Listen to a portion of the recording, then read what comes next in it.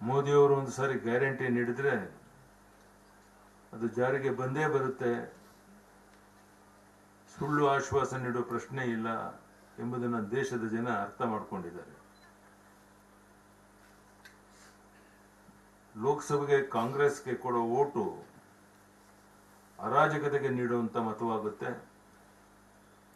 ಕಾಂಗ್ರೆಸ್ಗೆ ಕೊಡುವ ಓಟು ದೇಶದ ಆರ್ಥಿಕ ದಿವಾಳಿತನಕ್ಕೆ ನೀಡುವ ಮತವಾಗುತ್ತೆ. ಲೋಕಸಭೆಯಲ್ಲಿ ಕಾಂಗ್ರೆಸ್ ಕೊಡುವ ಓಟು ಮತ್ತೆ ಭ್ರಷ್ಟಾಚಾರಕ್ಕೆ ನೀಡುವ ಮತವಾಗುತ್ತೆ. ಲೋಕಸಭೆಯಲ್ಲಿ ಕಾಂಗ್ರೆಸ್ ಕೊಡುವ ಓಟು ದೇಶದ ಅಭದ್ರತೆಗೆ ನೀಡುವಂತ ಮತವಾಗುತ್ತೆ.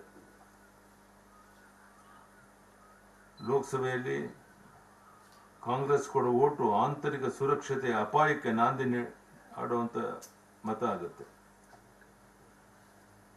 ಮೋದಿಜಿಯವರ ನಾಯಕತ್ವಕ್ಕೆ, ಮೋದಿಜಿಯವರ ಗ್ಯಾರಂಟಿಗೆ, ಸದೃಢ ಸುರಕ್ಷಿತ ಭಾರತಕ್ಕೆ, ಆರ್ಥಿಕ ಪ್ರಗತಿಗೆ ಹಾಗೂ ದೇಶದ ಸರ್ವಾಂಗೀಣ ಅಭಿವೃದ್ಧಿಗೆ ಬಿಜೆಪಿ ಮತ್ತು ಎನ್ಡಿಎ ಅಭ್ಯರ್ಥಿಗಳ ಜನತೆ ದೊಡ್ಡ ಪ್ರಮಾಣದಲ್ಲಿ ಮತ ಚಲಾಯಿಸಿದ್ದಾರೆ. ದೇಶದ ವಿಭಜನೆಯ ಅಪಸ್ವರ ಎತ್ತಿದವರನ್ನ, ಜನರನ್ನ ಭಾಷೆ, ಜಾತಿ ಮತ್ತು ಧರ್ಮದ ಹೆಸರಿನಲ್ಲಿ ಒಡೆಯುವ ಇಂಡಿ ಮೈತ್ರಿಕೂಟವನ್ನು ಜನತೆ ಸಾರಾಸಟ್ಟಾಗಿ, ರಾಜ್ಯದ ದೇಶಭಕ್ತ ಜನತೆ ತಿರಸ್ಕಾರ ಮಾಡೋರಿದ್ದಾರೆ. 10 ವರ್ಷಗಳಲ್ಲಿ ಮಾನ್ಯ ಪ್ರಧಾನಮಂತ್ರಿಗಳ ಕೇಂದ್ರ ಸರ್ಕಾರದ ಸಾಧನೆ, ದೇಶದ ಮಹಿಳೆಯರಿಗೆ 33% ಮೀಸಲಾತಿಯನ್ನು ಮೋದಿ ಸರ್ಕಾರ ನೀಡಿದೆ.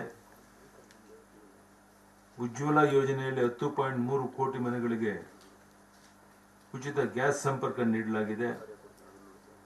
14 ಕೋಟಿ ಮನೆಗಳಿಗೆ ಉಚಿತವಾಗಿ ಜಲಜೀವನ್ ಮಿಷನ್ ಯೋಜನೆಯಡಿ ಮನೆ ಮನೆಗೆ ನಲ್ಲಿ ನೀರು ನೀಡಲಾಗಿದೆ.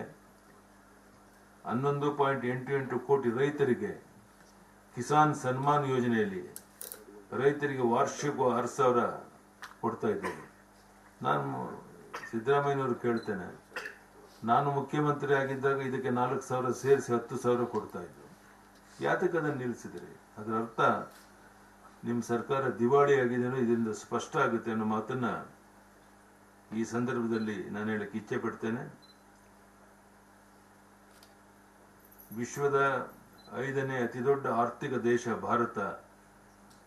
ಒಂದು ದೇಶ, ಒಂದು ತೆರಿಗೆ, ಒಂದು ಮಾರುಕಟ್ಟೆ. 25 ಕೋಟಿ ಜನರು ಬಡತನ ರೇಖೆಯಿಂದ ಆರ್ಥಿಕವಾಗಿ ಮುಂದುವರೆದಿದ್ದಾರೆ. ಮೋದಿಜಿಯವರ ಇದು ಸಾಧನೆ. ಮೋದಿಜಿಯವರಿಗೆ ಈ ಸಂದರ್ಭದಲ್ಲಿ ಅದಕ್ಕೆ ಧನ್ಯವಾದ ಹೇಳ್ತೇನೆ. ದೇಶದಲ್ಲಿ ರಾಷ್ಟ್ರೀಯ ಶಿಕ್ಷಣ ನೀತಿ ಜಾರಿ, ಧನ್ಯವಾದ ಮೋದಿಜಿ. ದೇಶದಲ್ಲಿ 7 ಹೊಸ IIT ಸ್ಥಾಪನೆ, 7 ಹೊಸ IIMs ಹಾಗೂ 16 ಹೊಸ IIT. ದೇಶದಲ್ಲಿ ವಾರಕ್ಕೊಂದರಂತೆ ನೂತನ ವಿಶ್ವವಿದ್ಯಾನಿಲಯ ಸ್ಥಾಪನೆ. ದೇಶದಲ್ಲಿ ಪ್ರತಿ 2 ದಿನಕ್ಕೊಂದು ಹೊಸ ಕಾಲೇಜ್ ನಿರ್ಮಾಣ.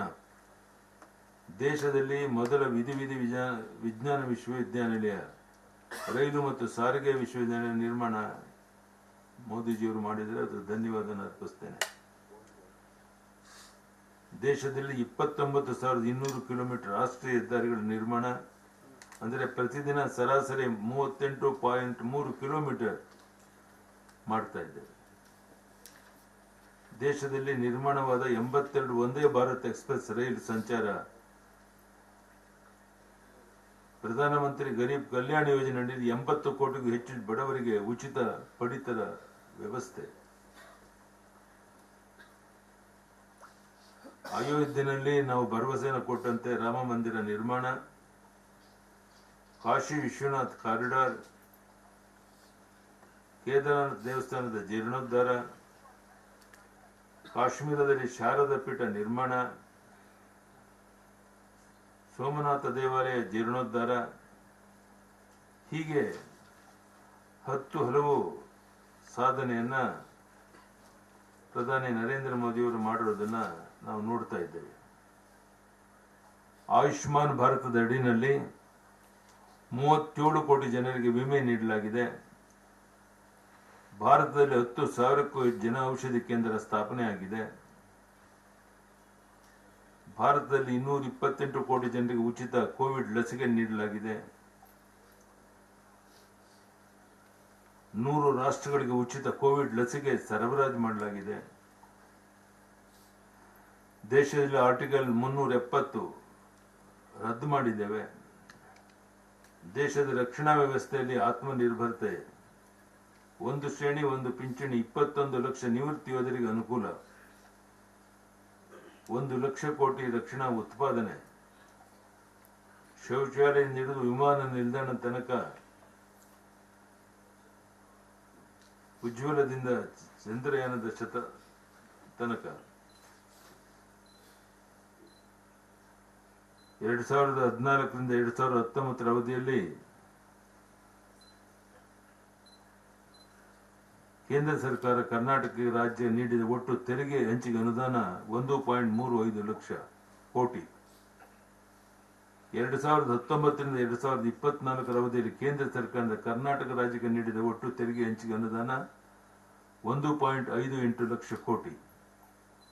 ಹೀಗೆ ಕಳೆದ 10 ವರ್ಷಗಳಲ್ಲಿ ಕೇಂದ್ರ ಸರ್ಕಾರದಿಂದ ರಾಜ್ಯಕ್ಕೆ ನೀಡಿದ ಒಟ್ಟು ತೆರಿಗೆ ಹಂಚಿಕೆ 2.93 ಲಕ್ಷ ಕೋಟಿ. 2004ರಿಂದ 2014 10 ವರ್ಷದಲ್ಲಿ ಕರ್ನಾಟಕ ರಾಜ್ಯಕ್ಕೆ ಅಂದಿನ UPI ಸರ್ಕಾರ ನೀಡಿದ ಒಟ್ಟು ತೆರಿಗೆ ಹಂಚಿಕೆ 81,000 ಕೋಟಿ ಆದರೆ 2014ರಿಂದ 2019 ಅವಧಿಯಲ್ಲಿ ಕೇಂದ್ರ ಸರ್ಕಾರದ ಕರ್ನಾಟಕ ರಾಜ್ಯಕ್ಕೆ ನೀಡಿದ ಒಟ್ಟು ಗ್ರಾಂಟ್ ಅಂಡ್ ಏಡ್ 91,374 ಕೋಟಿ. 2019ರಿಂದ 2023 ಅವಧಿಯಲ್ಲಿ ಕೇಂದ್ರ ಸರ್ಕಾರದ ಕರ್ನಾಟಕ ರಾಜ್ಯಕ್ಕೆ ನೀಡಿದ ಒಟ್ಟು ಗ್ರಾಂಟ್ ಇನ್ ಏಡ್ 1.45 ಲಕ್ಷ ಕೋಟಿ.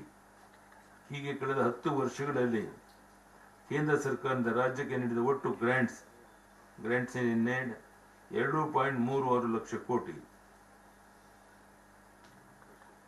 2004ರಿಂದ 2014 10 ವರ್ಷಗಳಲ್ಲಿ ಕರ್ನಾಟಕ ರಾಜ್ಯಕ್ಕೆ ಅಂದಿನ UPI ಸರ್ಕಾರ ನೀಡಿದ ಒಟ್ಟು ಗ್ರಾಂಟ್ ಇನ್ ಏಡ್ 60,000 ಕೋಟಿ ಮಾತ್ರ.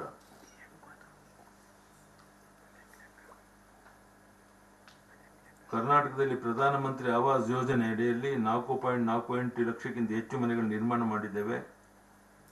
ಜಲಜೀವನ್ ಮಿಷನ್ ಯೋಜನೆಯಲ್ಲಿ ಒಟ್ಟು 1.17 ಕೋಟಿ ಮನೆಗಳಿಗೆ ಇದುವರೆಗೆ 74 ಲಕ್ಷ ಮನೆಗಳಿಗೆ ನಲ್ಲಿ ಮೂಲಕ ನೀರಿನ ಸಂಪರ್ಕ ನೀಡಲಾಗ್ತಾ ಇದೆ.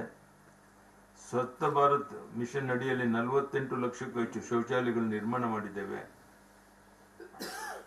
ಸೌಕನ್ಯ ಸಮೃದ್ಧಿ ಯೋಜನೆ ಹೆಣ್ಣು ಮಕ್ಕಳ ಹೆಸರಿನಲ್ಲಿ 27.6 ಲಕ್ಷ ಖಾತೆಗಳನ್ನು ತೆರೆಯಲಾಗಿದೆ. ಪ್ರಧಾನಮಂತ್ರಿ ಜನ್ಧನ್ ಯೋಜನೆ 1.86 ಕೋಟಿ ಬ್ಯಾಂಕ್ ಖಾತೆಗಳನ್ನು ತೆರೆಯಲಾಗಿದೆ.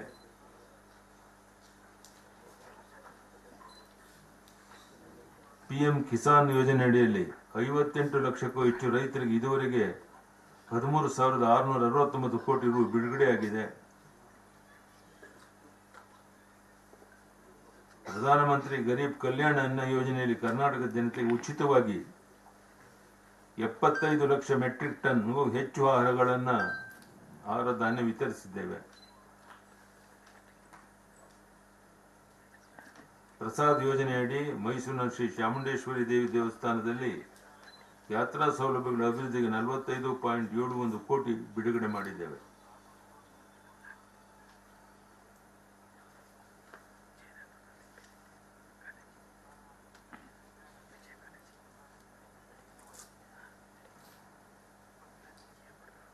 ರಾಜ್ಯದಲ್ಲಿ ಇದುವರೆಗೆ ಒಂದು IIT ರಾಷ್ಟ್ರೀಯ ವಿಜ್ಞಾನ ವಿಶ್ವವಿದ್ಯಾನಿಲಯಗಳನ್ನು ಸ್ಥಾಪಿಸಿದ್ದೇವೆ. ಕರ್ನಾಟಕದಲ್ಲಿ 4,608 ಕಿಲೋಮೀಟರ್ ರಾಷ್ಟ್ರೀಯ ಹೆದ್ದಾರಿಗಳು ನಿರ್ಮಿಸಿದ್ದೇವೆ. ಇದುವರೆಗೆ 1.16 ಲಕ್ಷ ಕೋಟಿ ಬಿಡುಗಡೆಯಾಗಿದ್ದು ರಾಜ್ಯದ ಒಟ್ಟು ರಾಷ್ಟ್ರೀಯ ಹೆದ್ದಾರಿ ದ್ವಿಗುಣಗೊಂಡಿದೆ.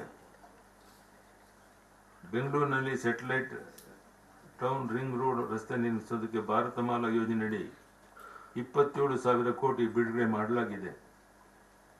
ಉಡಾನ್ ಯೋಜನೆಯಡಿ 6 ಹೊಸ ವಿಮಾನ ನಿಲ್ದಾಣ ಕಾರ್ಯ ನಿರ್ವಹಿಸ್ತಾ ಇದ್ದೇವೆ. ಕೆಂಪೇಗೌಡ ಅಂತಾರಾಷ್ಟ್ರೀಯ ವಿಮಾನ ನಿಲ್ದಾಣವನ್ನು 5,000 ಕೋಟಿ ವೆಚ್ಚದಲ್ಲಿ 2ನೇ ಟರ್ಮಿನಲ್ ಆರಂಭ ಆಗಿದೆ.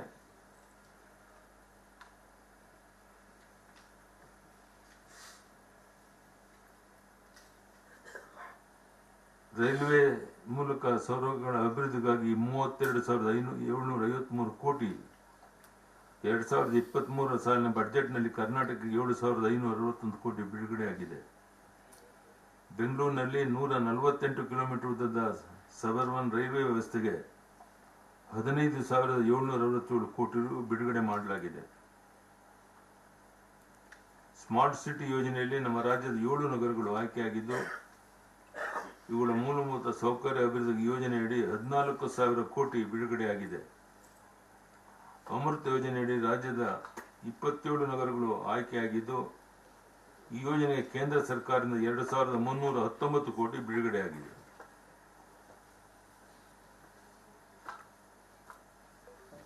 ನಾನು ಒಂದು ಮಾತನ್ನ ಮತದಾರರಿಗೆ ಹೇಳಕ್ಕೆ ಇಚ್ಛೆ ಪಡ್ತೇನೆ.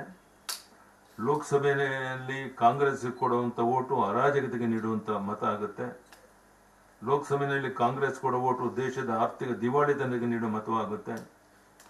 ಲೋಕಸಭೆಯಲ್ಲಿ ಕಾಂಗ್ರೆಸ್ ಕೊಡುವಂತ ಓಟು ಮತ್ತೆ ಭ್ರಷ್ಟಾಚಾರಕ್ಕೆ ನೀಡುವ ಮತವಾಗುತ್ತೆ.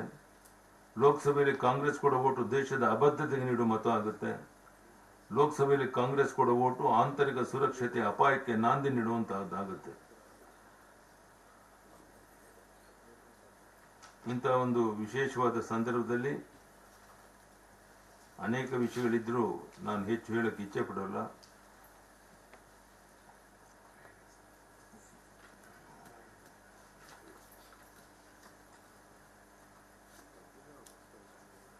ಈ ಬಾರಿಯ ಚುನಾವಣೆ ದೇಶದ ಸುರಕ್ಷತೆ ಹಾಗೂ ಅಖಂಡತೆಗೆ ನೀಡುತ್ತಿರುವಂತಹ ಚುನಾವಣೆ. ನನಗೆ ವಿಶ್ವಾಸ ಇದೆ, ಕರ್ನಾಟಕ ರಾಜ್ಯದಲ್ಲಿ 28 ಕ್ಷೇತ್ರದಲ್ಲಿ ಬಿಜೆಪಿ ಜೆಡಿಎಸ್ ಒಂದಾಗಿ ಲೋಕಸಭಾ ಸದಸ್ಯರನ್ನ ಕರ್ಕೊಂಡು ಡೆಲ್ಲಿಗೆ ಹೋಗ್ತೇನೆ ಅನ್ನೋ ವಿಶ್ವಾಸ ನನಗಿದೆ. ಕಾಂಗ್ರೆಸ್ ಪಕ್ಷದ ಸುಳ್ಳು ಆಶ್ವಾಸನೆಗಳಿಂದ ಅಭಿವೃದ್ಧಿ ಕುಂಠಿತ ಆಗಿದೆ. ಅಬ್ ಕಿ ಬಾರ್ 400 ಪಾರ್ ಮೋದಿಜಿಯವರ ಘೋಷಣೆಗೆ ದೇಶದ ಜನರು ಒಪ್ಪಿಗೆ ಕೊಟ್ಟಾಗಿದೆ. ಬಿಜೆಪಿ 400ಕ್ಕೂ ಹೆಚ್ಚು ಸೀಟನ್ನು ಗೆದ್ದು ಕರ್ನಾಟಕದಿಂದ 28 ಲೋಕಸಭಾ ಕ್ಷೇತ್ರ ಗೆಲ್ತೇವೆ ಅನ್ನುವಂಥ ವಿಶ್ವಾಸ ನನಗಿದೆ. ಧನ್ಯವಾದ, ನಮಸ್ಕಾರ.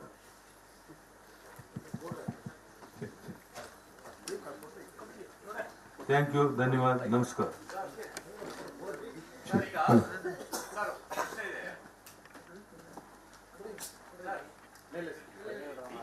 ಡಿ.ಕೆ. ಶಿವಕುಮಾರ್ ಅವರು ಹೇಳ್ತಾರೆ, ಒಕ್ಕಲಿಗ ಸರ್ಕಾರವನ್ನ ತೆಗೆದಂತವ್ರ ಜೊತೆ ಈಗ ಮೈತ್ರಿ ಮಾಡ್ಕೊಂಡಿದ್ದಾರೆ, ಅದನ್ನ ಆ ಭಾಗದ ಒಕ್ಕಲಿಗ ಸಮುದಾಯ ಒಪ್ಪಲ್ಲ ಅನ್ನೋ ಮಾತನ್ನ ಹೇಳ್ತಾರೆ. ಯಾರು ಹೇಳ್ತಾರೆ? ಡಿ.ಕೆ. ಶಿವಕುಮಾರ್ ಅವರು.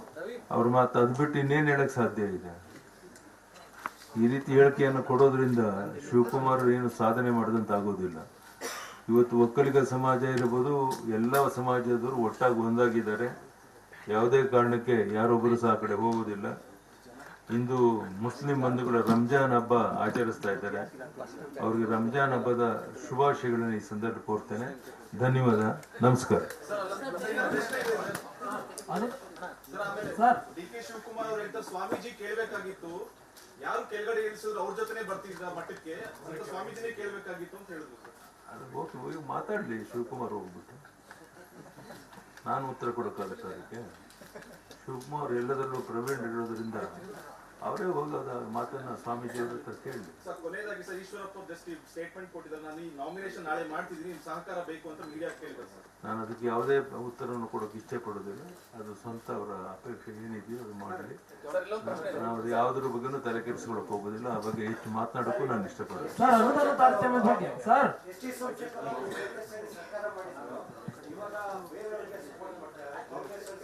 ನೋಡೋಣ, ಕಾದ್ ನೋಡೋಣ. ಧನ್ಯವಾದ. ಯಡಿಯೂರಪ್ಪನವ್ರು ಪ್ರಶ್ನೆ ಇದೆ ಸರ್. ಯಡಿಯೂರಪ್ಪನವ್ರು ದಯವಿಟ್ಟು ಕೂರ್ಬೇಕು. ಈಗ ರಾಜ್ಯದ ಪಾಲಿನ ಹಣ ಕೇಂದ್ರ ಸರ್ಕಾರ ಕೊಟ್ಟಿಲ್ಲ ಅಂತ ಹೇಳಿ ಸುಪ್ರೀಂ ಕೋರ್ಟ್ ಹೋಗಿದೆ ಕೇಸು. ಸರ್ ಇಲ್ಲಿ ಈ ಕಡೆ ಗಮನಿಸಿ ಸರ್, ಯಡಿಯೂರಪ್ಪನವರು ಈ ಕಡೆ ರಾಜ್ಯದ ಪಾಲಿನ ಹಣವನ್ನ ಕೊಟ್ಟಿಲ್ಲ ಅಂತ ಹೇಳಿ ಕೇಂದ್ರ ಸರ್ಕಾರದ ವಿರುದ್ಧ ಸುಪ್ರೀಂ ಕೋರ್ಟ್ಗೆ ಹೋಗಿದೆ.